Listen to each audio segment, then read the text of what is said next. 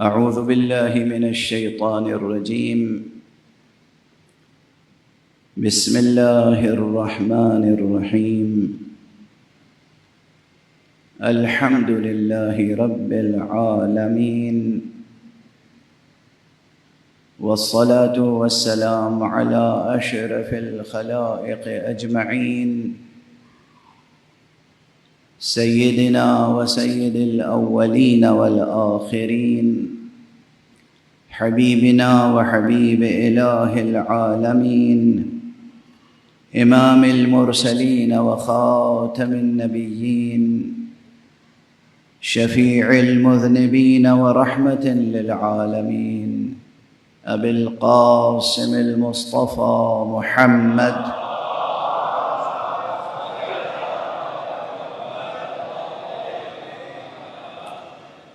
وعلى أهل بيته الطيبين الطاهرين الهداة المهديين المعصومين المظلومين، واللعنة الدائمة على أعداء الحق والدين. أما بعد، فقد قال الله تعالى عز اسمه في محكم كتابه ومتقن خطابه: بسم الله الرحمن الرحيم. ولقد أرسلنا موسى بآياتنا أن أخرج قومك من الظلمات إلى النور وذكرهم بأيام الله، إن في ذلك لآيات لكل صبار شكور. صدق الله العلي العظيم.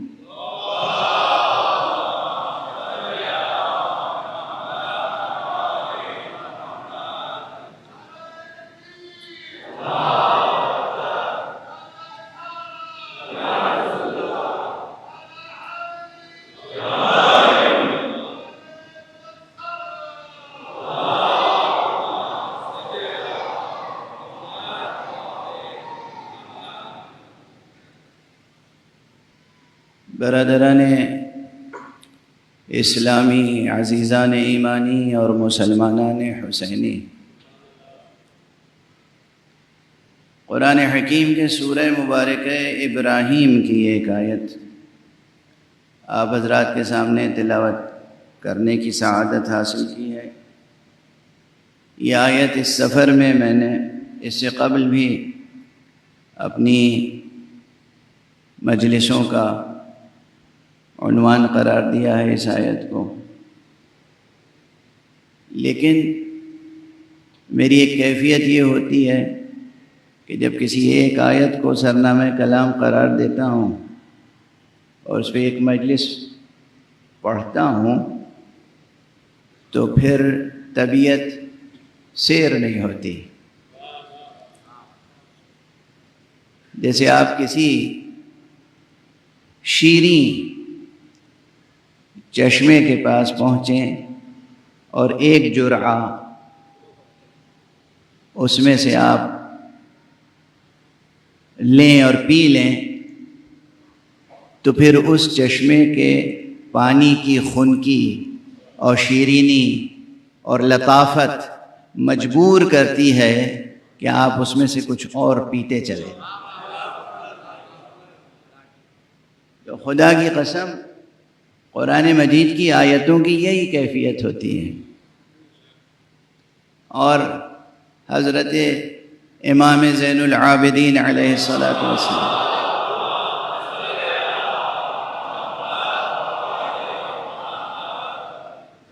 کا ارشاد گرامی بھی اس تشبیہ کو تقویت پہنچاتا ہے۔ آپ نے اپنے جملے میں بجائے چشمے کے خزانے کا ذکر کیا ہے کہ قرآن مجید کی ہر آیت ایک خزانہ ہے، ایک کنز ہے۔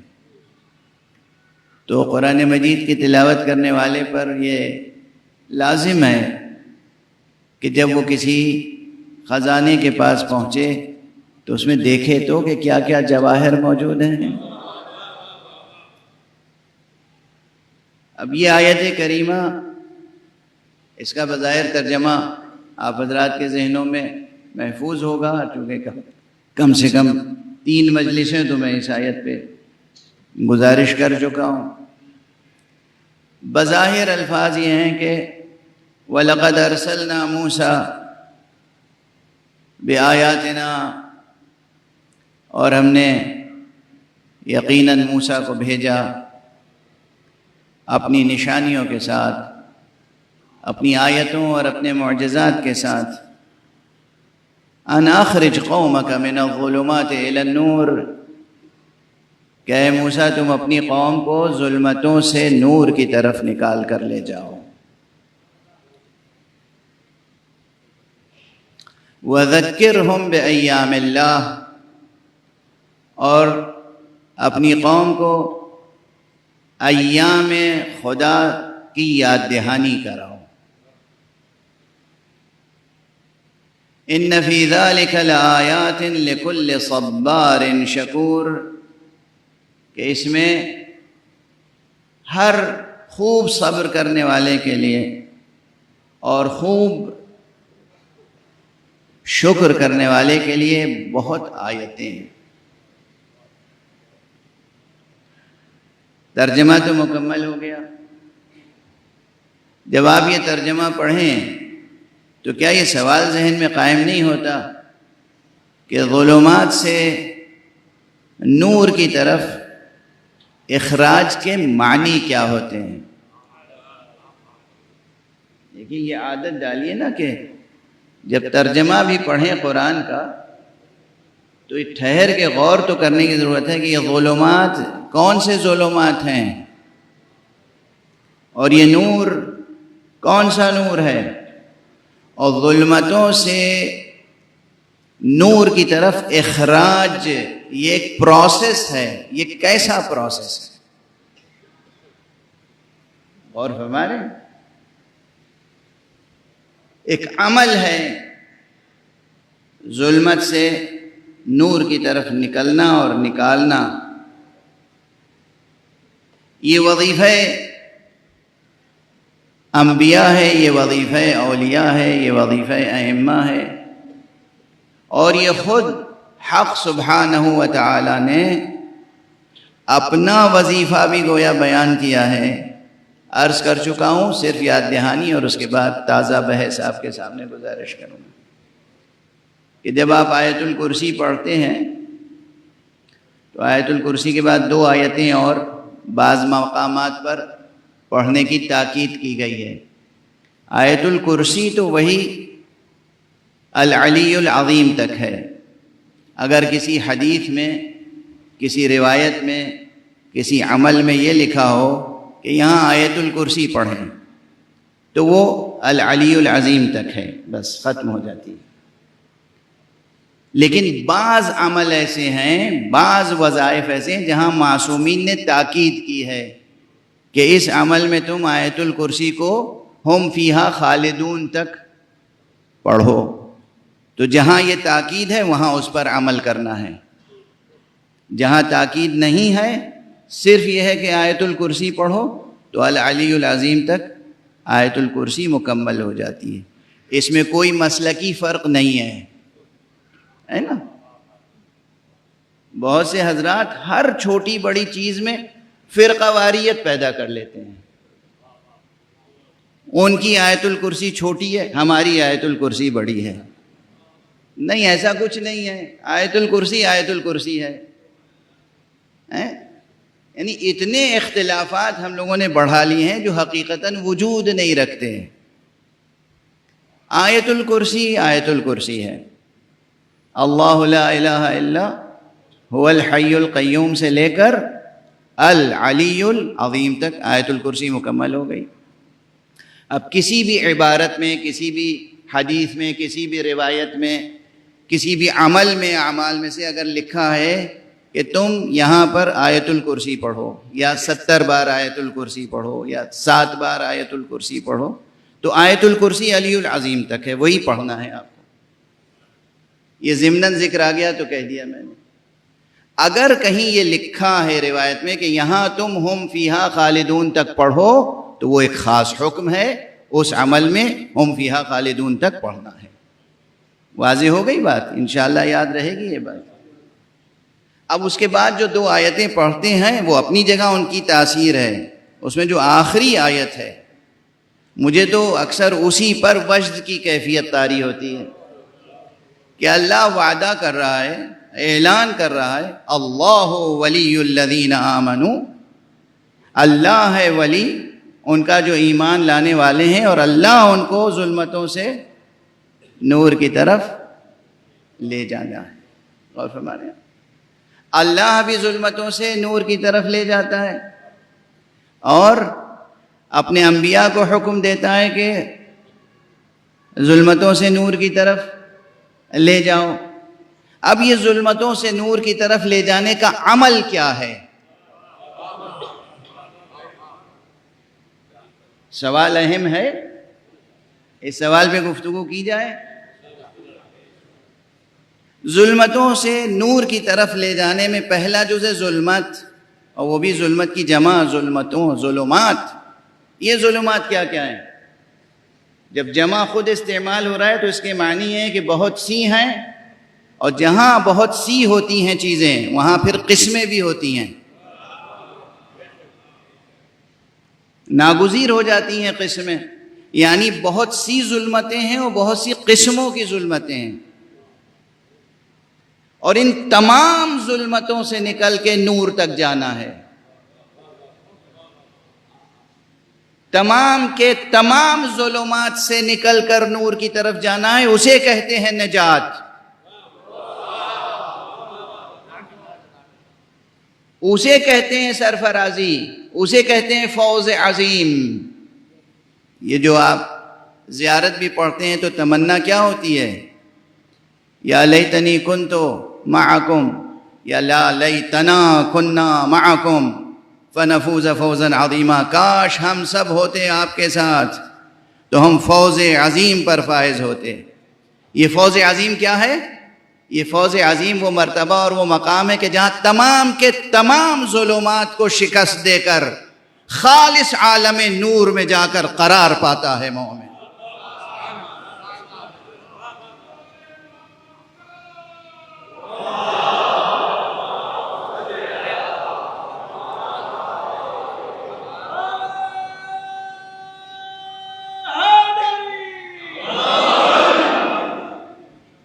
تو اب میں حالانکہ زیادہ دیر تک زحمت نہیں لوں گا کیونکہ بحث سنگین ہے جو پیش نظر ہے آج میرے، اور توقع ہے فرش عزا پر بیٹھنے والے افراد کی ذہانتوں سے کہ وہ اس کو بہت آسانی سے انشاءاللہ قبول فرمائیں گے۔ ظلمات میں کچھ تو بہت آسانی سے آپ کے ذہن میں آ جانے چاہیے، محرمات و مکروہات۔ انسانی زندگی میں جو محرمات و مکروہات ہیں یہ سب ظلمات ہیں، گناہ ظلمات ہیں، خدا کی نافرمانی ظلمات میں شامل ہے۔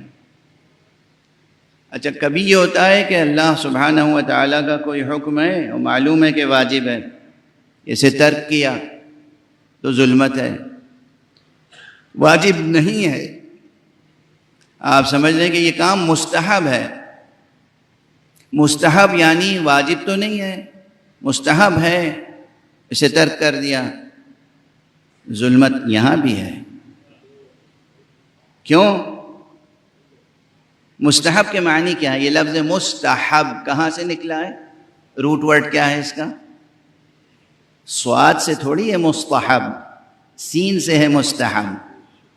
یہ مستحب حب سے نکلا ہے، حب، ہے بے بے، یہ 3 حرف کا جو روٹ ورڈ ہے عربی میں حب، اس سے نکلا ہے مستحب۔ مستحب یعنی وہ عمل یا وہ چیز جو کسی کو محبوب ہو، جو پسندیدہ ہو، جس سے محبت ہو۔ وہ عمل جس سے اللہ کو محبت ہو، اگرچہ اس نے واجب نہ قرار دیا ہو، پھر بھی یہ جانتے ہوئے کہ اسے پسند ہے چھوڑ دینا کون سی عاشقانہ شان ہے؟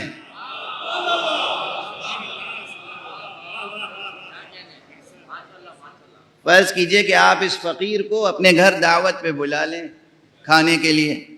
اب یہ مرحوم و مغفور علامہ خطیب اعظم بانی تنظیم المکاتب علامہ سید غلام عسکری صاحب قبلہ طاب ثرا، پروردگار ان کے درجات بلند فرمائے، انہوں نے کسی مومن سے بربنائے مزاح ایک جملہ کہا تھا، تو میں اس کو نقل کر کے آگے بڑھ جاتا ہوں. ایک بزرگ تھے ان کے مریدوں میں سے، اور صبح سے شام تک مجلسوں کا سلسلہ جاری تھا. جب جناب مولانا غلام عسکری صاحب قبلہ تشریف لائے ممبر پہ، تو وہ نیچے سے ان کے اس مرید نے بار بار کہا، آقا آپ آج، مولانا آپ آج حقوق مومن بیان کر دیجئے، علامات مومن بیان کر دیجئے، مومن کی پہچان کیا ہے. تو اب ان کو اس وقت ذرا سا خوش طبعی کا مظاہرہ مقصود ہوا. انہوں نے کہا بھائی 100 کی سیدھی ایک ہے، مومن کی علامت یہ ہے کہ وہ کھلانے والا ہوتا ہے، مولوی کی علامت یہ ہے کہ وہ کھانے والا ہوتا ہے. یہ میں نے ایسے ہی عرض کر دیا تاکہ بچے اور جوان بھی ذرا بیدار ہو جائیں. فرض کیجئے کہ آپ نے مجھے بلا لیا اور آپ کو میری پسند و ناپسند کا علم ہے، تو کھانا تو ہوتا ہے بھوک مٹانے کے لیے. بنیادی طور پہ کھانا ہوتا ہے بھوک مٹانے کے لیے. آپ نے بہت سی چیزیں ایسے لا کے رکھ دیں جس سے بھوک مٹ سکتی ہے، مگر جو چیز مجھے پسند ہے اگر وہ نہیں رکھی تو گویا آپ نے میرا احترام نہیں کیا، گویا آپ نے دوستی کا حق ادا نہیں کیا. آپ کو معلوم ہے کہ مجھے یہ پسند ہے اور آپ بلا رہے ہیں دعوت میں، اور پھر آپ وہ چیز نہیں رکھ رہے ہیں. کیا آپ نے مجھے جانور سمجھا ہے کہ صرف پیٹ بھرنے کے لیے بلا رہے ہیں؟ واضح ہوئی بات. یہ مثال یاد رہے گی نا. اس مثال کو میں نے صرف اس لیے دیا ہے کہ اللہ ہے، رسول ہیں، ائمہ ہیں، وہ آپ کے اللہ ہے، خالق ہے، مالک ہے، رازق ہے، معبود برحق ہے. اس کی اطاعت ہم پر لازم ہے، اور اطاعت کی بنیاد بھی اس نے محبت پر رکھی ہے، جبر پر نہیں رکھی. جبرن وہ اپنی اطاعت نہیں کراتا، بربنائے محبت اطاعت کا طلبگار ہے. اور جب بربنائے محبت اطاعت کا طلبگار ہے، اس اطاعت میں آپ اسی چیز کو چھوڑ دیں جسے وہ پسند کرتا ہے. تو کون سی اطاعت ہوئی؟ اب اگر واجب ادا کر دیا اور مستحبات سے بغیر کسی سبب کے، ہاں اگر کوئی سبب ہے، مانع ہے، یعنی معلوم ہے کہ مولانا صاحب کو میٹھا پسند ہے، اور یہ بھی معلوم ہے کہ مولانا صاحب پرہیز نہیں کرتے ہیں، اور یہ بھی معلوم ہے کہ انہیں شوگر ہے، مریض ہیں ذیابیطس کے، تو اب دوست پر لازم ہے کہ کھانا تو کھلائے مگر شیرینی نہ لائے سامنے. یہ ایک الگ بات ہوئی نا. یہاں علت ہے، سبب ہے، کوئی وجہ ہے، کوئی مجبوری ہے، اور یہ نہ لانا بھی دوستی ہے، لے آنا اور پیش کرنا دشمنی ہے. واضح ہوئی بات. کوئی سبب ہو ٹھیک ہے، مستحب چھوڑ دیں، بلا سبب مستحب چھوڑ دینا. فرصت ہے کہ ہم 2 رکعت نماز پڑھیں واجب، اور اس سے زیادہ 2 رکعت نماز اور ہم فجر کی مستحب پڑھ لیں، نافلہ فجر جسے کہتے ہیں، مگر ہم جان بوجھ کر بغیر کسی مرض کے، بغیر کسی علت کے، اور ہم وہ 2 رکعت چھوڑ دیں. یہ تو نافلہ ہے، مستحب ہے، صرف واجب پڑھ لیں. تو معلوم ہے کیسی روشنی ہوگی؟ جب صبح کو سورج نہیں نکلتا یا شام کو سورج ڈوبنے لگتا ہے، اس وقت جیسے اندھیرے اجالے کی ملی ہوئی کیفیت ہوتی ہے نا، وہ روشنی تو نصیب ہوگی. لیکن جیسے نصف النہار کے وقت سورج کی روشنی ہوتی ہے، یا شب بدر میں چاند کی روشنی ہوتی ہے، اس روشنی سے محروم رہیں گے۔ لیکن لازم کیا ہے کہ تمام ظلمتوں سے نکل کر خالص نور تک پہنچیں۔ اس کے معنی ہے کہ واجبات بھی ادا کرنے اور حتی الامکان مستحبات بھی ادا کرنے ہیں۔ دوسری طرف محرمات ظاہر ہے کہ ظلمات ہیں، گناہ، عصیان ظلمات ہیں، اور اسی کے ساتھ ساتھ یہ کہ مکروہات، اب یہی سمجھا جاتا ہے کہ بھئی حرام تو ٹھیک ہے لیکن مکروہ کوئی حرج نہیں ہے، کل مکروہ جائز، ہر مکروہ جائز ہے، ایسا نہیں ہے۔ ٹیکنیکلی جائز ہے مگر اس میں تاریکی تو ہے۔ مکروہ یعنی وہ چیز جس سے محبوب کو کراہت ہو، مکروہ یعنی جس سے کراہت ہو۔ اللہ کو، رسول کو، امام کو، آپ کے ولی برحق کو جس چیز سے کراہت ہے آپ کثرت سے انجام دے رہے ہیں، یہ کون سا انداز ولا ہے؟ یہ کون سا کی عاشقانہ ادا ہے؟ واضح ہے۔ محرمات قطعاً نہ ہوں، مکروہات جب تک ایسے اسباب نہ پیدا ہو جائیں کہ وہ مکروہ مستحب بن جائے، آپ مکروہ پہ عمل نہ کریں۔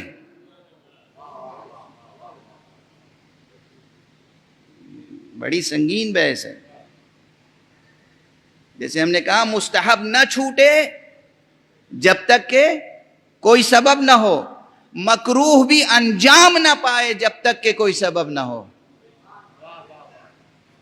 اگر یہ عادت پڑ گئی، یہ مزاج بن گیا، طبیعت ٹھہر گئی اس اسلوب زندگی پر، وے آف لائف یہ ہو گیا کہ ہم سے واجبات نہیں چھوٹتے، واجبات تو دور کی بات ہے، سوچ بھی نہیں سکتے خواب و خیال میں کہ واجب چھوٹ جائے، مستحب بھی عموماً نہیں چھوٹتے، محرمات تو بہت دور ہیں کہ انجام پا جائیں، ہم سے تو مکروہات پہ عمل نہیں ہو پاتا، کیونکہ یہ خیال رہتا ہے اس محبوب حقیقی کو یہ چیزیں ناپسند ہیں تو ہم انجام کیسے دے سکتے ہیں؟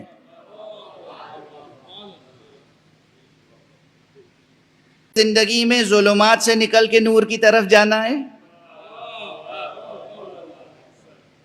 آپ کو اپنے ارادے اور اپنے اختیار سے ظلمتوں سے نکل کے نور کی طرف جو سفر طے کرنا ہے وہ کس طرح طے کرنا ہے؟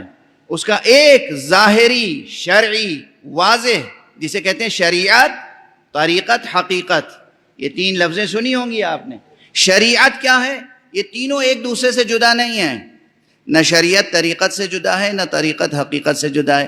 پہلی منزل شریعت، شریعت میں یہ ہے منزل، ظلمات سے نکل کے نور تک کی طرف جانے کی، واجبات ادا ہوں، مستحبات ادا ہوتے رہیں حتی الامکان، محرمات سے قطعاً تعلق نہ ہو، مکروہات ترک ہوتے رہیں حتی الامکان، حتی الوسع، جہاں تک ممکن ہے، اور اس کے بعد جسے ہم آپ مباح سمجھتے ہیں، مباح یعنی کرنے میں بھی کوئی حرج نہیں ہے، نہ کرنے میں بھی کوئی حرج نہیں ہے، جو اہل اللہ ہیں، جو اہل دل ہیں، جو اہل معرفت ہیں، جو اہل عشق ہیں، وہ بھی مباحات میں سوچتے ہیں کہ آخر اس کو انجام دینے کا فائدہ کیا ہے؟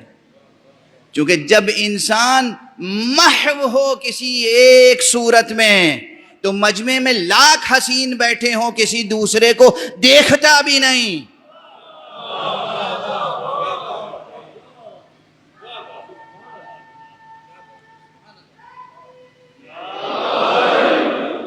واضح ہے، آپ کو کسی ایک سے عشق ہے، مجمع میں وہ موجود ہے، ہو سکتا ہے دنیا کی نگاہ میں اس سے بھی زیادہ حسین تر لوگ ہوں، لیکن آپ کو جس سے عشق ہے اس سے نگاہ ہٹے گی آپ کی، حالانکہ دوسروں پہ نگاہ ڈالنا حرام نہیں ہے، حرام نہیں ہے، چہرے پہ نگاہ ڈالنا ویسے حرام نہیں ہے۔ آپ جب محو ہیں، مستغرق ہیں، ڈوبے ہوئے ہیں کسی کی محبت میں، تو اس کے علاوہ کسی اور کی طرف توجہ بھی نہ ہوگی، التفات بھی نہ ہوگا، گوشے چشم سے بھی دیکھنا پسند نہ کریں گے۔ اسی کو کہتے ہیں کہ عشق الہی میں جب مستغرق ہو جاتا ہے کوئی عارف تو پھر واجبات ترک نہیں ہوتے، مستحبات ترک نہیں ہوتے، مکروہات پہ عمل نہیں ہوتا، محرمات پہ عمل نہیں ہوتا، مباحات اس کے لیے مکروہ کے درجے پہ آ جاتے ہیں۔ وہ ہے اور عشق الہی، وہ ہے اور خدا کی پسند، وہ ہے اور آقا کی پسند، وہ ہے اور مولا کی پسند۔ جب اس طرح سفر طے ہوتا ہے، جب مباحات بھی انسان اپنے لیے بغیر سبب انجام نہ دے، اس وقت سمجھے کہ ظاہری طور پر یعنی مقام شریعت میں وہ ظلمات کو شکست دے کر نور تک پہنچ چکا ہے۔ ایک صلوات پڑھ دیجئے محمد وآلہ۔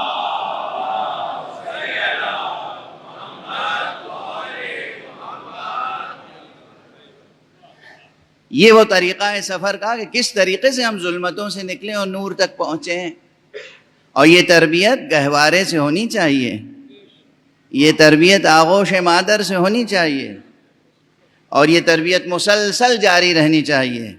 ایک منزل وہ ہوتی ہے کہ جب ماں بچے کی حفاظت کرتی ہے مکروہات سے، ایک منزل وہ ہوتی ہے جب بچہ گھر سے باہر نکلنے لگتا ہے تو پھر باپ نگرانی کرتا ہے، مدرسے میں جاتا ہے تو استاد نگرانی کرتا ہے، پھر ایک وہ منزل آتی ہے کہ انسان اپنے نفس کی خود نگرانی کرتا ہے، خود مراقبت کرتا ہے کہ کوئی عمل ہم سے ایسا نہ ہونے پائے جو خلاف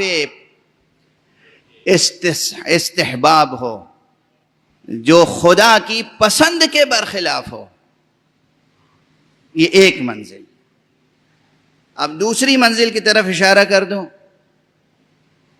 ایک وہ سفر ہے، یہ تو ہمیں جب نکلنا ہے ظلمات سے نور کی طرف، تو یہ ایک راستہ ہے اور ناگزیر راستہ ہے، اس کا بدل کوئی نہیں ہے۔ یہ نہیں ہے کہ ہم نعرے بہت لگاتے ہیں تو پھر ہمارے لیے باقی چیزیں سب مباح ہو گئیں، کوئی فریضہ ہم پر عائد ہی نہیں ہوتا۔ یعنی بعض ایسے، نعوذ باللہ من ذالک، نعوذ باللہ، 1000 بار نعوذ باللہ، میرے کانوں تک یہ آوازیں آئی ہیں، تحریری طور پر شکایتیں آئی ہیں، سوالات آئے ہیں کہ ہم تو علی والے ہیں، ہمارے اوپر شریعت کا اطلاق نہیں ہوتا۔ استغفر اللہ ربی واتوب الیہ، اطلاق نہیں ہوتا۔ آپ علی والے ہیں، آپ ہی پر شریعت کا اطلاق ہوتا ہے۔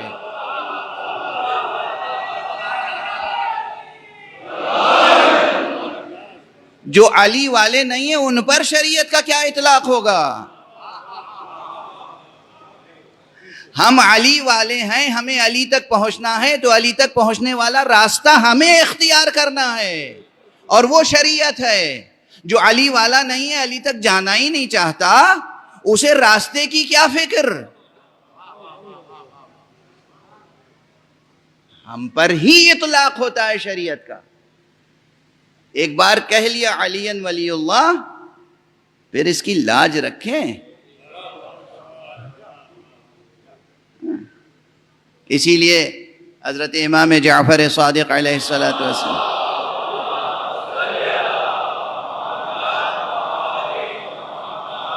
نے ارشاد فرمایا ہے کہ کونوا لنا زینا ولا تکونوا علینا شینا، دیکھو تم ہمارے لیے سبب زینت اور سبب فخر بنو، ہمارے دامن پر داغ نہ بنو، کہ دنیا والے کہیں کہ دیکھیں یہ ہیں ان کے، یہ امام کی فریاد ہے۔ امام چونکہ ہم علی والے ہیں تو سب سے زیادہ ذمہ داری شریعت پر عمل کرنے کی، شریعت کی حفاظت کرنے کی ہم پر عائد ہوتی ہے۔ یہ ایک رخ کہ ہمیں کس طریقے سے ظلمات سے نکل کر نور مطلق تک، نور خالص تک پہنچنا ہے۔ اگر ہم یہ کوشش کریں گے تو معصوم نے فرمایا ہے کہ السعی منا والاتمام من اللہ، کوشش کرنا ہمارا کام ہے، بندوں کا، مخلوقات کا، اور اس کوشش کو بارور کرنا خدا کا کام ہے۔ بالکل ویسے ہی کہ جیسے کسی زمین کو آپ جوتتے ہیں، بوتے ہیں، سینچتے ہیں، دانہ ڈال دیتے ہیں، اتنا کام آپ کا ہے. باقی اب اس دانے کو بارور کرنا ایک کسی کسان کے اختیار میں نہیں ہے، کسی زارع کے اختیار میں نہیں ہے، کسی باغبان کے اختیار میں نہیں ہے. اب دانہ ڈال دینا، بیج بو دینا، پودا لگا دینا، بس یہیں تک ہے. یہ واقعاً پروان چڑھے گا اور بارور ہوگا، یہ اختیار حق سبحانہ و تعالی نے اپنے ہاتھ میں رکھا ہے. اسی طرح عمل کرنا ہمارا کام ہے اخلاص نیت کے ساتھ، اور اس عمل کے تخم عمل کو بارور کرنا اس کے اختیار میں ہے. بارور ہونے کی شرط ایک ہی ہے اور وہ ہے اخلاص. ممکن نہیں ہے کہ کوئی عمل اخلاص کے ساتھ انجام دیا جائے اور بارور نہ ہو، ممکن نہیں ہے. جب بھی کہیں عمل میں رکاوٹ آئے تو دیکھنا چاہیے ہماری نیت میں کہیں کھوٹ تو نہیں تھی، کیونکہ یہ بھی ارشاد مصطفیٰ صلی اللہ علیہ وآلہ وسلم.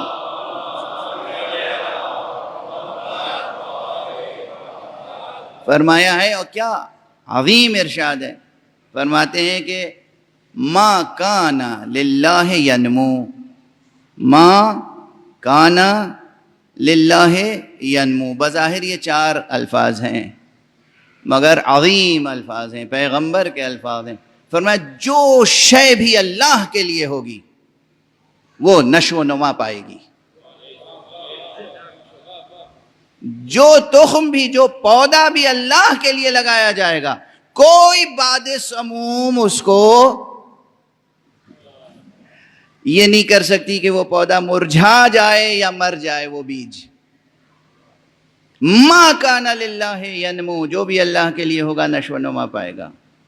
تو یہ اس جہت سے ہماری نیت، ہمارا عمل، واجبات کی پابندی، مستحبات کی ادائیگی حتی الامکان، محرمات کو ترک کرنا مطلقاً، مکروہات سے حتی الامکان اجتناب، مباحات سے بھی حتی الامکان پرہیز.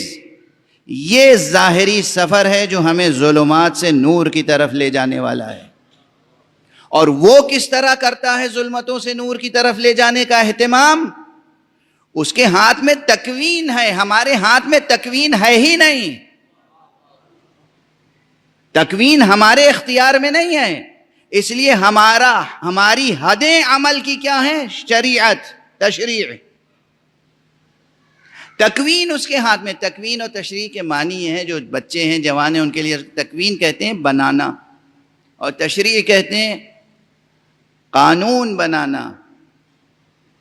تو قانون اعتباری چیزیں ہوتی ہیں اور تکوین حقیقت سے جڑی ہوئی ہوتی ہے، وجودی حقیقت ہے. یعنی آنکھیں تو ہم نہیں بنا سکتے، آنکھیں بنانا اس کا کام ہے. آنکھوں میں نور ہم پیدا نہیں کر سکتے، آنکھوں میں نور پیدا کرنا اس کا کام ہے. اس کے حکم پر ہم یہ کر سکتے ہیں کہ کہاں آنکھیں بند رکھنی ہیں، کہاں آنکھیں کھولنی ہیں.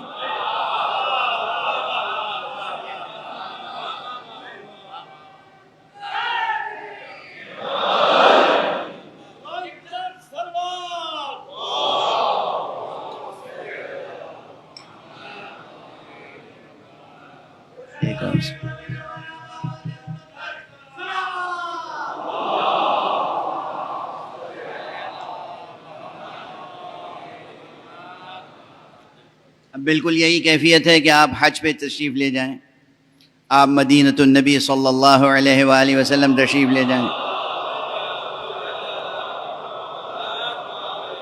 آپ نجف تشریف لے جائیں، کربلا تشریف لے جائیں، کاظمین تشریف لے جائیں، سامرہ تشریف لے جائیں، خراسان تشریف لے جائیں، اور سامنے آپ کے گنبد ہو، معصوم کا گنبد. جی چاہتا ہے آنکھیں کھلی ہی رہیں، جھپکنے نہ پائیں، سارا نور جذب کر لیں ہم اپنی نگاہوں. اور اوپر سے نگاہ نیچے آئی، اب سامنے کوئی گزر رہا ہے نامحرم، وہاں آنکھیں بند کرنا لازم ہے. آنکھیں اس لیے بھی بند کرنا لازم ہے کہ یہ نور نظر بے جا ضائع نہ کیا جائے، بے جا ضائع نہ کیا جائے. یہ وہ ریاضت ہے شریعت کے دائیں. میں نے عرض کیا کہ آنکھیں دینا خدا کا کام ہے، یہ کان بنانا اور اس میں یہ میکینزم اور یہ ٹیکنیکلٹیز اور یہ تمام اس کا اسٹرکچر حساب، یہ اس کی فیزیولوجی کہ کان کیسا ہو، اس کے اندر کی ہڈیاں کیسی ہوں، کس طریقے سے یہ آواز جائے گی اندر اور سنیں گے، اور یہ بنانا اللہ کا کام ہے. ہمیں کہا تم کان تو نہیں بنا سکتے، اس میں صلاحیت نہیں، یہ ہمارا کام ہے. تم پر یہ پابندی ہے کہ سنو تو اچھی باتیں سنو، بری باتیں ہونے لگیں تو کان بند کر لو، اٹھ کے چلے جاؤ وہاں سے. تو ہمارے حدود شریعت پر عمل. اللہ سبحانہ و تعالیٰ کے اختیار میں تکوین ہے، چونکہ اس کے اختیار میں تکوین ہے تو وہ پھر تکوینی طریقے سے ظلمتوں سے نکال کے نور تک لے جاتا ہے. یہ جو مسلسل عمل ہے نا، رات آتی ہے پھر ہم دیکھتے ہیں رات کافور ہو گئی، دن ہو گیا. یہ رات کا کافور ہو کے دن ہو جانا یہ ایک علامت ہے کہ کیسے ظلمتیں مٹتی ہیں اور نور پیدا ہوتا ہے. یہ علامت ہے، یہ علامت ہے. اور جتنے مادی چیزیں ہیں پھر وہ ظلمات میں شمار ہوتی ہیں. میٹر کیا ہے؟ ہماری اصطلاح میں ظلمات میں سے ہے. اور اس کی مثال یوں رکھ لیجئے، کیوں ظلمات میں سے صاحب؟ مادے میں کیا خرابی ہے؟ سب سے بڑی خرابی یہی ہے کہ کسی روشنی کے سامنے رکھ دیجئے کوئی مادی چیز، اندھیرا کر دیتی ہے. سایہ کس کا ہوتا ہے؟ مادی چیز کا سایہ ہوتا ہے. جو چیز سایہ پیدا کرے وہ خود کیا ہوگی؟ تو مادے کو ظلمات شمار کرنا دیوانگی نہیں ہے، عین آگہی ہے. مادی دنیا سب کی سب ظلمات ہے. ہمارا جسم ظلمات ہے، یہ زمین ظلمات ہے، یہ فضائیں سب ظلمات. کس طریقے سے اس ظلمات سے نکال کے نور خالص تک لے جاتا ہے پروردگار؟ این سوال اہم. ایک صلوات پڑھ دیجئے محمد و آل محمد.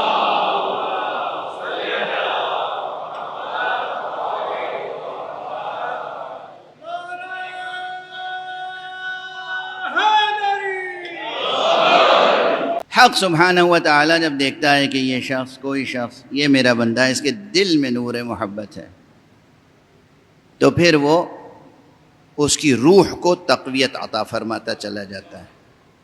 روح قوی ہوتی چلی جاتی. یہ روح کس طرح قوی ہوتی ہے، نفس کس طرح پاک سے پاک تر ہوتا چلا جاتا ہے. دیکھیے یاد رکھیے گا، بنیادی طور پہ جو نفس ہے یہ پاک ہے. نفس حقیقتاً نفیس ہے، یہ وہ گوہر آبدار اور گوہر نفیس ہے جو حق سبحانہ و تعالیٰ نے ودیعت کیا ہے، آپ کو اس جسم میں چھپا کر رکھا ہے، اس کی دی ہوئی چیز ہے. تو اس نفس کو اور پاک سے پاک تر بناتا ہے. یہاں پر یاد آتے ہیں ہمارے تاریخ اسلام میں بعض حضرات کہتے ہیں کہ ان سے بڑا کوئی فلسفی پیدا نہیں ہوا، اور ان کا نام محمد ابن ابراہیم اور لقب صدر الدین اور صدر المتعلہین شیرازی ہے، یعنی عام زبان میں ان کو ملا صدرہ شیرازی کہتے ہیں. بہت بڑے فلسفی تھے، ریاضی داں تھے، اور اپنے زمانے کے تمام شعبۂ علوم پر احاطہ رکھنے والی شخصیت تھی ان کی. یعنی یہ شخصیتیں ہوتی ہیں قاموسی، قاموس یعنی انسائکلوپیڈیا. تو یہ شخصیتیں جو تھیں کسی بھی شعبہ علم میں جائیے تو آپ دیکھیں گے کہ وہ ذروۂ کمال پر فائز ہیں. یعنی قلعے کو بالکل پہاڑ کی چوٹی پر نظر آئیں گے وہ. تو وہ سائنسداں بھی تھے گویا اپنے وقت کے، ریاضی داں تھے، چاہے وہ ایسٹرونومی ہو، فلکیات ہو، یا میتھمیٹکس ہو، جیومیٹری ہو، ٹریگنومیٹری ہو.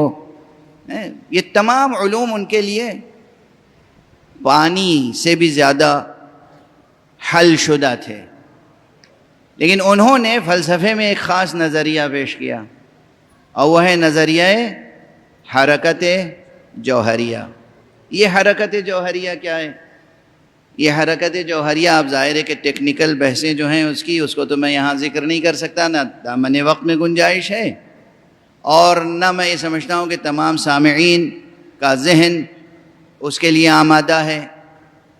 تو میں اس کو اس طرح عرض کروں کہ ہر شخص یاد رکھ لے، کسی حد تک اس مفہوم سے قریب ہو جائے ذہن.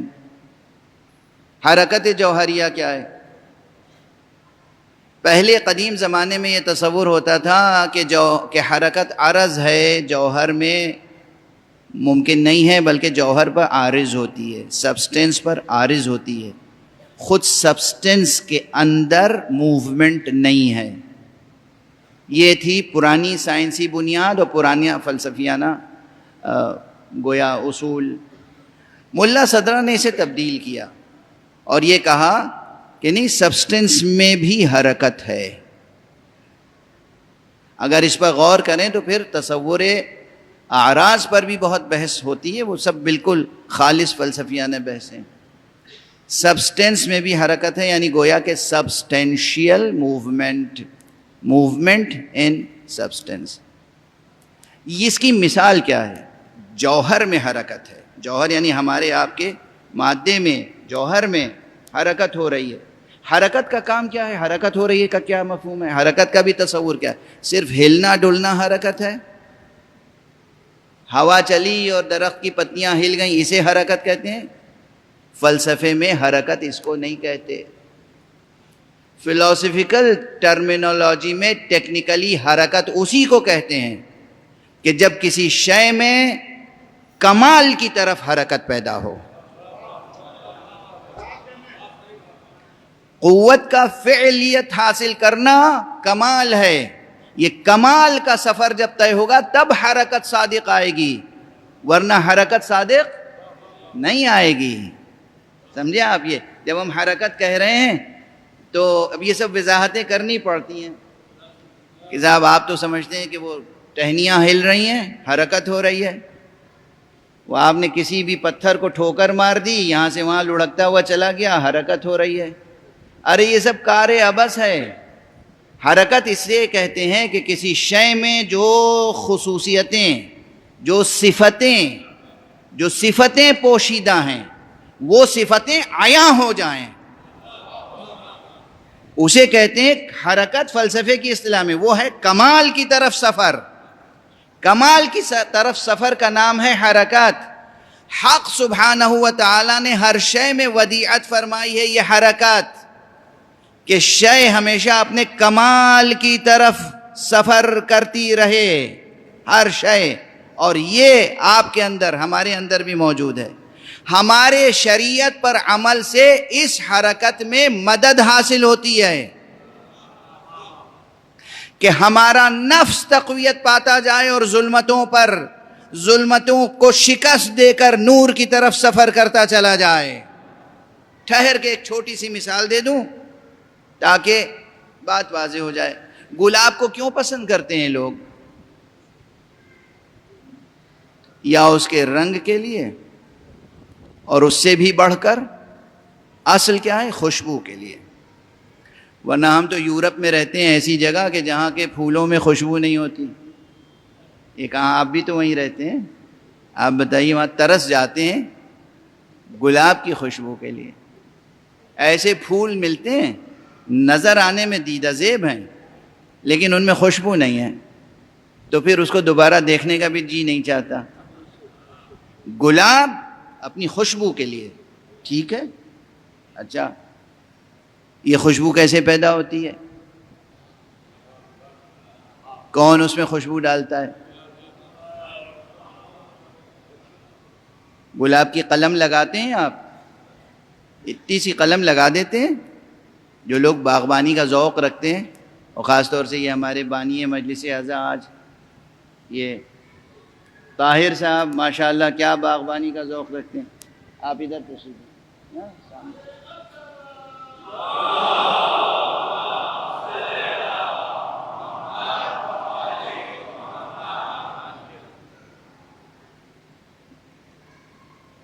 تو قلم لگا دی آپ نے، اور اس میں ممکن ہے ایک آدھ کانٹے بھی ہوں، لیکن پھول بہرحال نہیں ہوتا اس وقت، اور اس کو سونگھیے تو خوشبو بھی کچھ نہیں ہوتی۔ اب عام بالکل دیہاتی زبان میں کہوں کہ اس کے ڈنٹھل میں کوئی خوشبو نہیں ہوتی۔ اور اب اگر اہتمام سے لگایا ہے، شریعت پہ عمل کیا، یعنی اس کی شریعت، قلم لگانے کی تمیز ہے اور تہذیب ہے، قلم لگانے کا سلیقہ معلوم ہے، قلم لگانے کا موسم معلوم ہے، قلم لگا کے اس کو پروان چڑھانے کا سب جتن کیا ہے، تو پھر قدرت کی طرف سے کیا ہوگا کہ وہ نشو و نما پائے گا، پورا پودا بنے گا۔ اب وہ قلم نہیں ہے، اب وہ گلبن بن جائے گا۔ گلبن کسے کہتے ہیں؟ گلاب کے پودے کو گلبن کہتے ہیں، ٹھیک ہے نا؟ تو اب گلبن بن جائے گا، اس میں اب کلیاں آئیں گی۔ کلی کو سونگھیے، خوشبو ہے؟ نہیں ہے۔ ایک وقت آئے گا جب وہ کلی کھلے گی، پھول مکمل ہوگا، اب اس کی خوشبو بکھرے گی۔ یہ جو خوشبو آئی، یہ کہاں سے آئی؟ کون سی حرکت پیدا ہوئی اس میں؟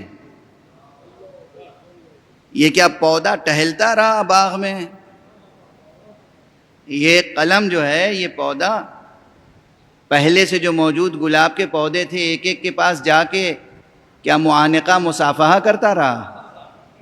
کہ کبھی اس پودے کے پاس گیا کہ بھئی یہ بالغ ہے گلاب کا پودا، اس کے پاس جائیں تو تھوڑی اس کی خوشبو لے لیں، وہ بہت پرانا گلاب کا پودا ہے، اس کے پاس جائیں خوشبو لے لیں۔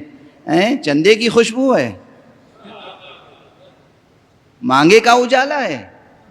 نہ چندے کی خوشبو ہے نہ مانگے کا اجالا، خود اس کے اندر وہ اپنی جگہ موجود ہے، اس کے اندر جب وہ مکمل ہوا تو خوشبو پیدا ہوئی۔ یہ خوشبو پیدا ہوئی ہے حرکت جوہریہ کی بنا پر۔ اس خوشبو کا کمال اس میں چھپا ہوا تھا۔ ایک سفر طے کیا ہے پودے نے، ایک حرکت ہے اس میں جس کے نتیجے میں یہ خوشبو عیاں ہوئی۔ لیکن ابھی یہ خوشبو نور تو ہے مگر ظلمت کے ساتھ، چونکہ گلاب کے پھول میں ہے۔ اگر 2 دن 3 دن 4 دن 1 ہفتے کے بعد یہ گلاب کا پھول مرجھا جائے گا، یہ پتیاں خاک پر گریں گی اور پھر اس میں وہ خوشبو باقی نہیں رہے گی۔ تو خوشبو ہے مگر جب تک مادی پیکر سے وابستہ رہنے پر مجبور ہے، یہ خوشبو اپنی جگہ نور ہے، مگر چونکہ ظلمات کا دامن بھی ساتھ ساتھ ہے جڑا ہوا، اس لیے یہ خطرے میں ہے۔ اب اگر کوئی واقعاً ہنرمند ہے تو اس خوشبو کو ہمیشہ کے لیے محفوظ کر سکتا ہے۔ دیکھیے 2 الفاظ استعمال کر رہا ہوں، ایک ہے ایکسٹریکشن اور ایک ہے ایبسٹریکشن، ایبسٹریکٹ کرنا کسی چیز کو۔ ایکسٹریکشن، آپ جو لوگ ہنر جانتے ہیں، extraction of essence of rose, یہ جو گلاب کے پودے سے گلاب سے اس کی خوشبو کو، اس کے جوہر کو نکال کر اس طرح محفوظ کر لیتے ہیں کہ اب نہ وہ پودا ہے، نہ اس کی جڑیں ہیں، نہ کانٹے ہیں، نہ کلی ہے، نہ پھول ہے، نہ پھول کی پتی کا ایک ریزہ ہے، مگر اس کی خوشبو جوں کی توں محفوظ۔ یعنی وہ ظلمتیں سب کی سب ختم ہو گئیں اور اس کا نور خالص موجود ہے اپنی جگہ پر۔ یہی کیفیت آپ کی ہے کہ آپ کے اندر بہت سی قوتیں ہیں، بہت سی صفتیں ہیں، بہت سے ایٹریبیوٹس ہیں، بہت سے کیریکٹرسٹکس ہیں، بہت سی چیزیں ہیں جو آپ کے اندر چھپی ہوئی ہیں۔ جب ماں کی گود میں بچہ آتا ہے رحم مادر سے تو بولتا ہے وہ، لیکن بولنے کی صفت اس میں چھپی ہوئی ہے۔ سنتا ہے وہ،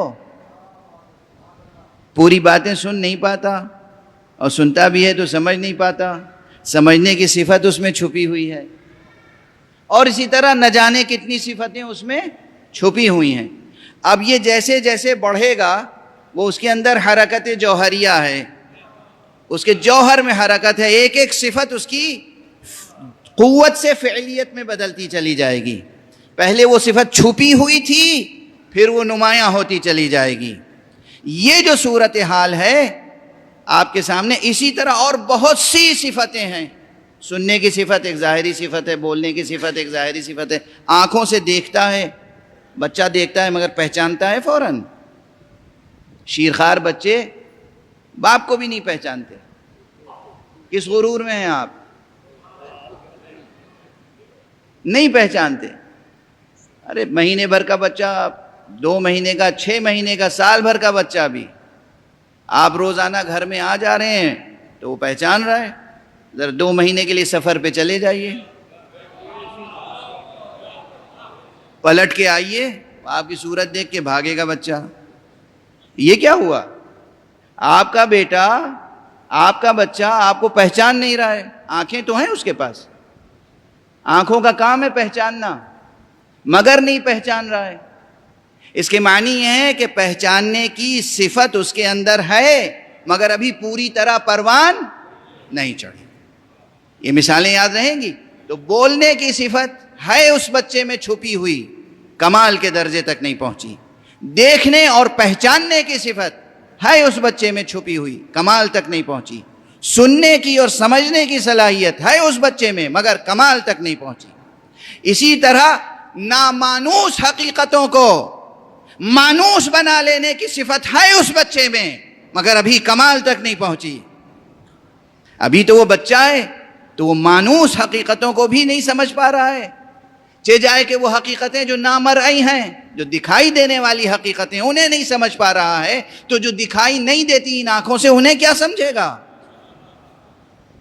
وہ اپنے باپ کو نہیں پہچانتا، باپ سامنے کھڑا ہے اور یہ نہیں سمجھتا کہ یہ باپ ہے، تو وہ اس کو کیسے سمجھے گا کہ جس نے پردے غیب میں رہتے ہوئے باپ کو باپ بنایا؟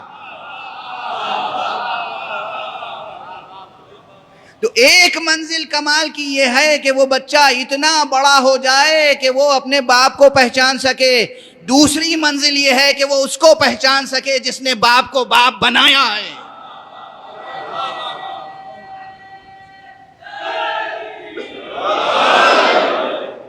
یہ جو قوت ہے یہ سب ہے ایک سفر نامتناہی. یہ ہے ایک سفر کمال. یہ ہے حرکت جوہریہ کی ایک ظاہری آسان سی مثال. جس طریقے سے ایک عطار پھولوں سے عطر کشید کر کے رکھ لیتا ہے اور وہ ہمیشہ کام آتا ہے، اسی طرح وہ خالق ذوالجلال اس دنیا میں انسان کو ایک مادی، ایک زمانی، ایک مکانی عرصہ حیات عطا کرتا ہے کہ اس عرصہ حیات میں ہماری بتائی ہوئی شریعت پہ عمل کرو. اور پھر یہ اختیار ہمارے پاس ہے کہ ہم تمہاری روح کو اس کی تمام صفتوں کے ساتھ اس درجہ کمال پر محفوظ کر دیں گے جہاں مادی جسم کی ضرورت نہ ہوگی مگر تمہاری روح فعال رہے گی.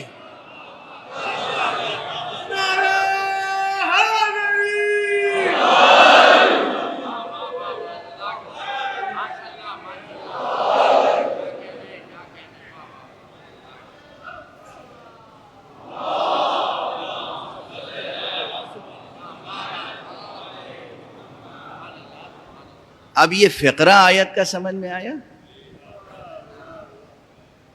اس ایک فقرے میں اور کتنے بیانات ہیں؟ وقت ختم ہو گیا، میری طاقت بھی جواب دے رہی ہے.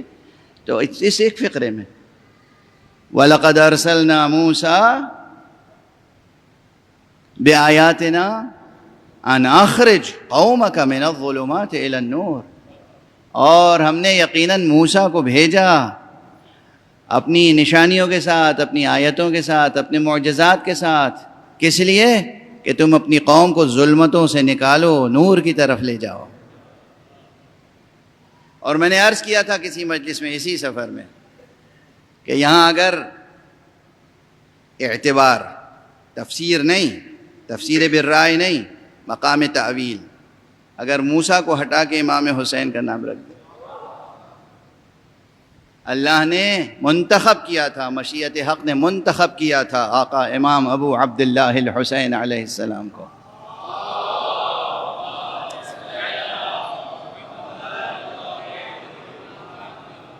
کہ وہ اس قوم کو ظلمتوں سے نکال کے نور تک لے جائیں. اگرچہ میں یہیں سے کچھ جملے مصائب کے عرض کروں تو معال مجلس حاصل ہو جائے گا، مگر ایک مقام اور اجازت دیں تو میں عرض کر لوں، صرف ایک مقام. ابھی میں نے جو مثال دی وہ مثال کیا تھی کہ کچھ ایسی صفتیں ہوتی ہیں کہ جو درجہ کمال تک انسان میں آتی ہیں تو وہ اپنے سامنے کی حقیقتوں کو پہچاننے لگتا ہے. یعنی بچہ بڑا ہو کے باپ کو پہچاننے لگتا ہے، پھر وہ ایک اور کمال عقلی و عرفانی حاصل ہوتا ہے کہ وہ اس حقیقت کو پہچاننے لگتا ہے جس نے اسے باپ کی نعمت عطا کی، جس نے باپ کو باپ بنایا. واضح ہے؟ اور پھر میں نے عرض کیا کہ جتنی صفتیں ہیں ان صفتوں کو حقیقتاً تکوینی سطح پر، تکوینی تخلیقی سطح پر، وجودی سطح پر پروان چڑھانا کس کا کام ہے؟ حق سبحانہ و تعالیٰ کا. وہ پروان چڑھاتا ہے. اور وہ پروان چڑھاتا ہے تو کس طرح پروان چڑھاتا ہے کہ گلاب کی پتیاں نہ ہوں مگر خوشبو محفوظ رہ جائے. یعنی انسان کا جسم نہ ہو مگر انسان کی روح زندہ اور فعال رہے. ایک جملہ یاد رکھیے گا آج، شاید اس سے پہلے کبھی میں نے اس طریقے سے اس حقیقت کی طرف اشارہ نہیں کیا ہے. یہ یاد رکھیے گا، یہ جو عام طور پر برزخ کے حالات لوگ بتاتے رہتے ہیں اور ڈراتے رہتے ہیں، یہ عجیب و غریب بیان ہے. میں اس وقت اس بیان پہ کوئی تبصرہ نہیں کروں گا. اگر انسان مکمل طور پر شریعت پر عمل کرے رضائے حق کے لیے، اس کا جسم نہ ہو، اس کی روح جسم سے جدا ہو جائے امر الہی سے، تب بھی اس کی روح فعال رہتی ہے. جو اس کی روح چاہتی ہے وہ انجام پاتے رہتے ہیں کام. میں نے کیا عرض کیا؟ گلاب کی پتیاں نہ ہوں، خاک میں دفن ہو جائیں، لیکن اگر اس کی روح محفوظ کر لی گئی ہے، اس کا جوہر، اس کا عطر محفوظ کر لیا گیا ہے تو اس کی خوشبو باقی رہتی ہے. یہی معصوم جسموں کا ہے. معصوم بظاہر دفن ہو جاتا ہے مگر اس کا کام اللہ نے اسے دیا ہے ہدایت کرنا، تو اس کی ہدایت کا سفر جاری رہتا ہے. اگر کسی کو اللہ نے دست خدا بنایا ہے تو فزیکلی جا کے مدد کرنا شرط نہیں ہے. جسم زیر قبر ہے، علی کو پکارو، علی مدد کرتے ہیں، کیونکہ ان کے ہاتھ کی ضرورت نہیں ہے اب مدد کرنے کے لیے.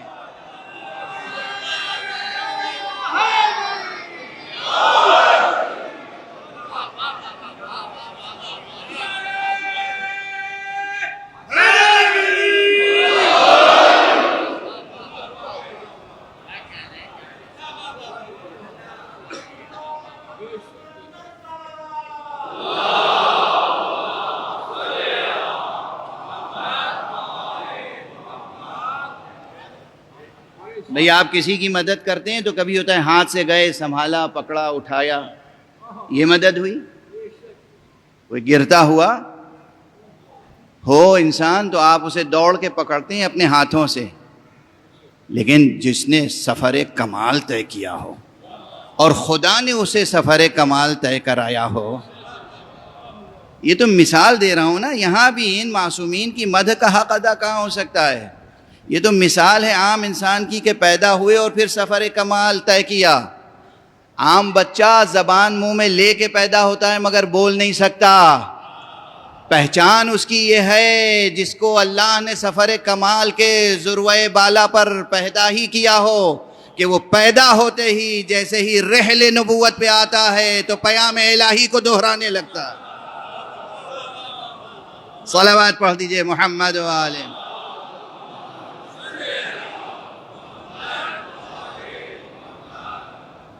لوگوں کی سمجھ میں نہیں آتی یہ باتیں تو اس میں میرا کیا قصور ہے؟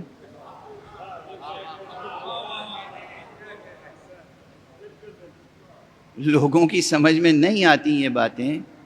پیدا ہوتے ہی امیر المومنین علی ابن ابی طالب علیہ السلام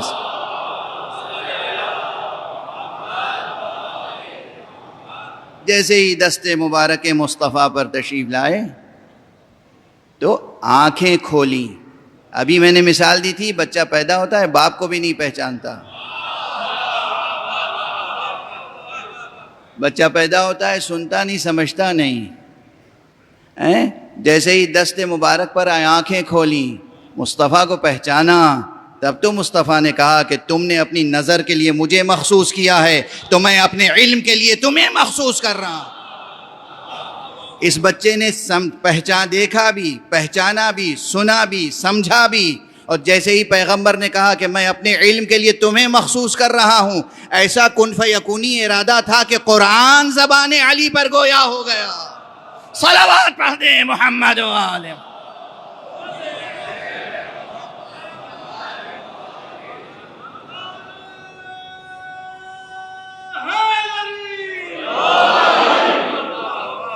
میں نے ابھی کہا تھا نا کہ مادے میں سایہ ہوتا ہے لیکن نور خالص تک جانا ہے. ہم انہیں نوری کیوں کہتے ہیں؟ ہم نوری اسی لیے کہتے ہیں جب یہ وقت ولادت ہی کمال کے اس درجے پر ہوں تو پھر سورج بھی ان کے سائے کو ڈھونڈتا رہے تو سایہ نہیں ملے گا. کہ صلوات پڑھ دیں محمد و آلہ.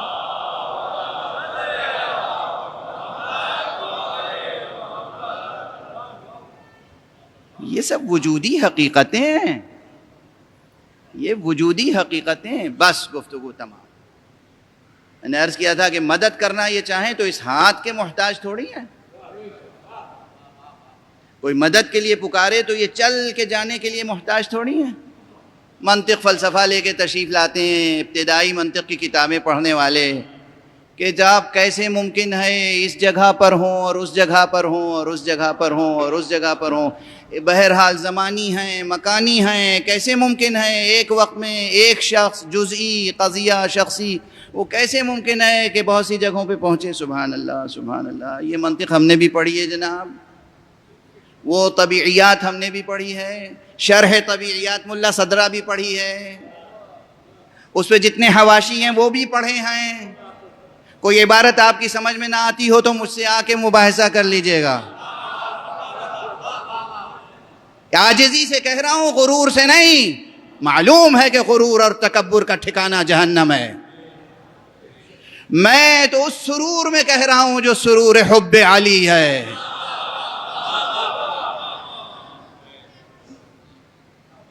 آپ مدد کے لیے پکاریں، وہ مدد کرتے ہیں. کیوں کرتے ہیں؟ اس لیے کہ اللہ نے ان کو مدد کے لیے پیدا کیا ہے.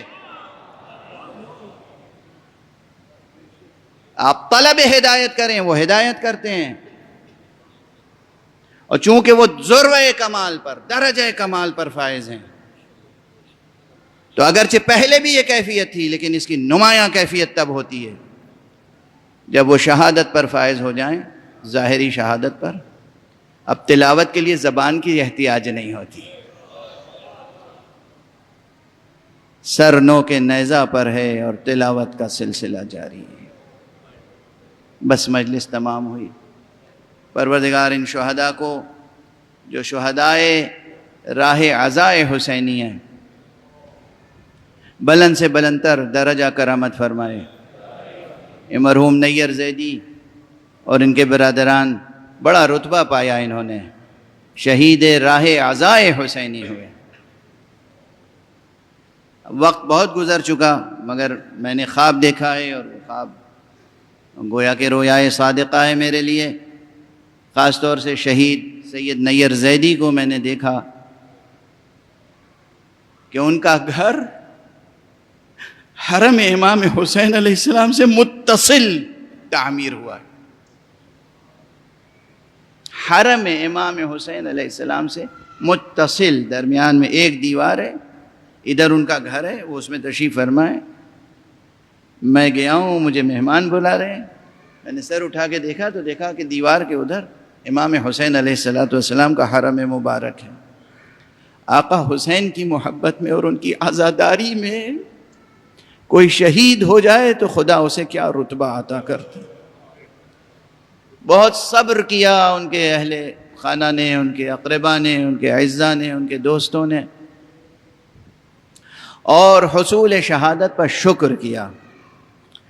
اس لیے بھی یہ آیت اس وقت مناسبت رکھتی تھی کہ ان تذکروں میں نشانیاں ہیں، آیتیں ہیں ان کے لیے، لکل صبار شکور، ہر اس شخص کے لیے جو خوب صبر کرنا جانتا ہو۔ یاد رکھیے گا کہ سفر ارتقاء روحانی یہ ہے کہ انسان صبر پر صبر کرتا جائے، شکر پر شکر کرتا جائے، صبر پر صبر کرتا جائے، شکر پر شکر کرتا جائے، حرف شکایت زبان پہ آنے نہ پائے، گلہ زبان پہ آنے نہ پائے۔ اور یہ سلیقہ سکھائے گا کون؟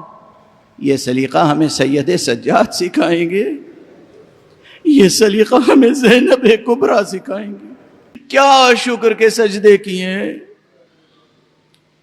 کیا صبر کی منزلیں طے کی ہیں، چاہے وہ روز عاشوراء ہو، چاہے وہ 11 محرم ہو، چاہے اس کے بعد کا پورا المناک سفر ہو، کربلا سے کوفہ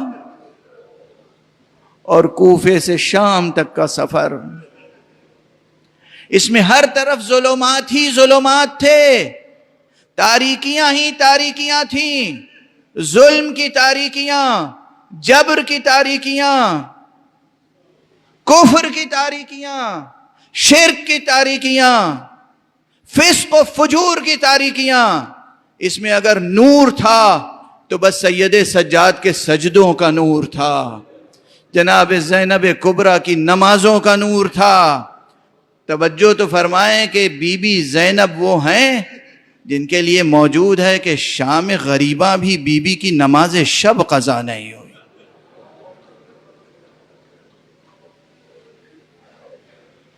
بس سید سجاد نے دیکھا تو اتنا دیکھا کہ بیٹھ کر نماز پڑھ رہی ہیں، اور یہی کیفیت جناب زینب کبریٰ کی قید خانہ شام تک رہی۔ قید خانہ شام میں بھی ایک مرتبہ یہ مکالمہ نقل ہوا ہے کہ جناب سید سجاد نے پوچھا ہے جناب زینب کبریٰ سے، پھوپھی اماں، میں نے کبھی آپ کو بیٹھ کر نماز پڑھتے ہوئے نہیں دیکھا، کیا سبب ہے کہ آج بیٹھ کر نماز پڑھ رہی ہیں؟ بی بی نے جواب دیا کہ بیٹا، کربلا سے آج تک آب و دانہ اتنی کم مقدار میں آتا ہے کہ اسیر بچوں کے لیے کافی نہیں ہوتا، میں اپنے حصے کی غذا بچوں کو کھلا دیتی ہوں، اپنے حصے کا پانی بچوں کو پلا دیتی ہوں، اب میرے اندر اتنی طاقت نہیں رہ گئی کہ کھڑے ہو کر نمازیں پڑھ سکوں۔ اجرکم علی اللہ، اجرکم علی اللہ۔ یہ صبر پر صبر کرنے والے، یہ شکر پر شکر کرنے والے، یہ اللہ کے وہ منتخب بندے تھے کہ جنہوں نے عملاً دکھایا ہے کہ کس طریقے سے ظلمتوں سے نکل کے نور تک پہنچا جاتا ہے، نور مطلق تک۔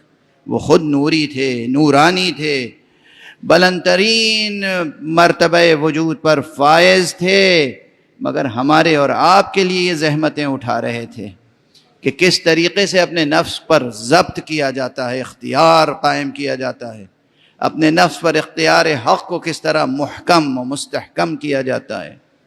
کتنے مصائب کے واقعات ہیں، مورخین نے کہاں لکھے؟ مورخین کو کیا غرض تھی؟ مورخین ان کے وفادار کب تھے؟ ہم جب واقعات بیان کرتے ہیں تو لوگ سوال کرتے ہیں کہ فلاں کتاب میں نہیں ہے، فلاں کتاب میں نہیں ہے، فلاں کتاب میں نہیں ہے۔ ان مصنفین کو اہل بیت سے نسبت کیا تھی؟ یہ ہمارے خاندان کے مصائب ہیں، آلام ہیں، واقعات ہیں جو ہم تک سینہ بسینہ، دہن بدہن پہنچے ہیں۔ کس طریقے سے جناب بی بی زینب نے کتنے مقامات پر جناب سید سجاد کو ظاہری طور پہ سہارا دیا ہے۔ آپ سب مسلسل سن رہے ہیں، بس تذکر اور تذکرہ اس لیے ہوتا ہے، دہرائی جاتی ہیں باتیں تاکہ معال مجلس حاصل ہو جائے، ان آنسوؤں سے ہمارے اور آپ کے نفس کا تزکیہ ہو اور ظلمتوں کو شکست دے کر نور کی طرف سفر جاری رکھا جا سکے۔ پہلی منزل تو وہی ہے کہ جہاں خیمے جل رہے تھے اور جناب سید سجاد خود اپنے قدموں سے ان جلتے ہوئے خیموں سے، بھڑکتے ہوئے شعلوں سے باہر نہیں آ سکتے تھے، ایک مرتبہ جناب زینب کبریٰ داخل ہوئی ہیں بھڑکتے ہوئے شعلوں میں اور اپنی پشت مبارک پر لے کر باہر آئیں۔ یہ پہلا مرحلہ تھا۔ دوسرا مرحلہ وہ تھا کہ جب قتل گاہ سے گزارا جا رہا تھا.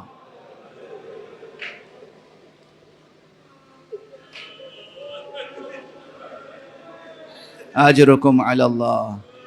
خدا کی قسم یہ وہ المناک منظر ہے، یہ وہ المناک منظر ہے کہ آپ کروڑوں بار سن چکے ہیں، مگر پھر بھی صرف ذکر ہوتا ہے اور آپ سر و سینہ پیٹ کے گریا کرتے ہیں کہ 11 محرم کو جب اسیر ہو گیا قافلہ، اور اسیر کر کے ایک جگہ تو میں نے دیکھا کہ سب سے پہلے یہ کیا کہ تمام خواتین مخدرات عصمت و طہارت کو اسیر کر کے ناکوں پہ بٹھایا، لیکن سید سجاد کے ہاتھوں میں وہ نکیل دے دی اور انہیں مجبور کیا کہ وہ نکیل لے کر آگے بڑھیں، پیادہ پا چلیں.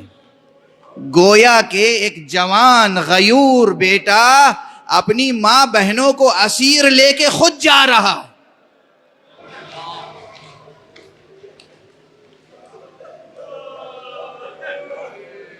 اور اسی ضمن میں بس اس وقت ایک آخری بات، دشمنوں کو یہ معلوم تھا،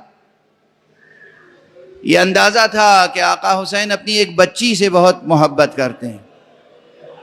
ایک 4 سال کی بچی ہے جو آقا کے بابا کے سر سینے پہ سوتی ہے. چلتے چلتے آقا نے وصیت کی ہے اپنی زینب بہن سے کہ بہن اس بچی کا خیال رکھنا. یہ بچی تنہا نہیں ہے، اس کے ساتھ اس کی ماں موجود ہے. پھر بھی دشمنوں نے اس بچی کو ماں کی پھوپھی کی گود سے چھین کر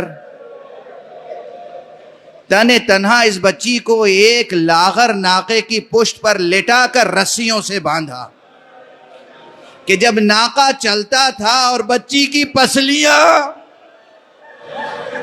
دکھتی تھی، زخم پیدا ہوتا تھا، پکارتی تھی ہائے میری ماں، پھوپھی جان، مادر گرامی، بابا، آپ کے بعد بڑی مصیبتیں پڑی ہیں، میں کیسی تنہا اور بے سہارا ہو گئی ہوں.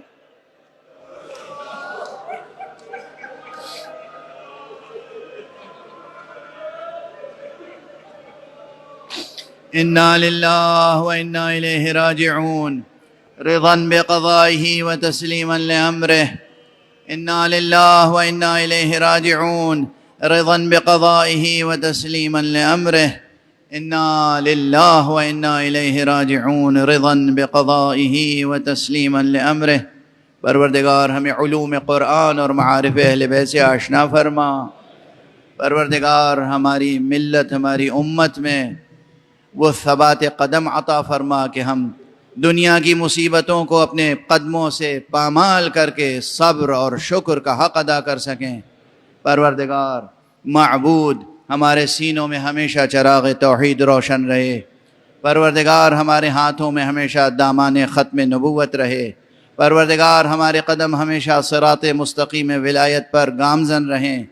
پروردگار ہمارے سروں پر علماء اعلام کا سایہ برقرار رہے، مراجع عظام کا سایہ برقرار رہے.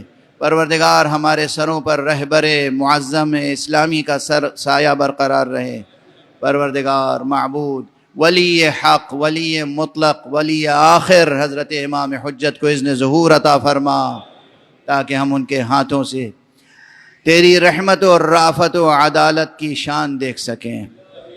ایک مرتبہ پھر سورہ حمد، 3 مرتبہ سورہ اخلاص کی تلاوت فرما کر مرحومین سید نیر زیدی، سید ناصر زیدی، سید باقر زیدی اور تمام شہدائے راہ خدا کی روحوں کو ایصال فرمائے.